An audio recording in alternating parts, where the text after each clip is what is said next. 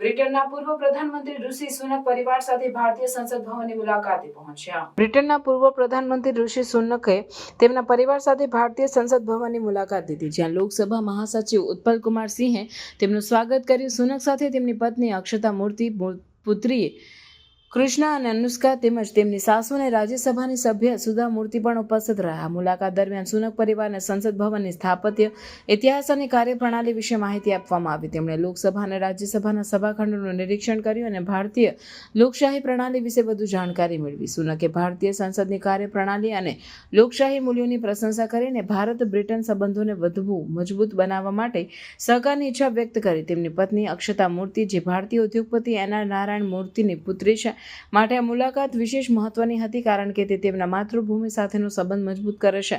આ મુલાકાતે ભારત અને બ્રિટન વચ્ચેના સાંસ્કૃતિક અને રાજકીય સંબંધોને વધુ ગાઢ બનાવવામાં મદદ કરી છે અને બંને દેશો વચ્ચેના સહકારને વધારવામાં મહત્વપૂર્ણ ભૂમિકા ભજવી છે.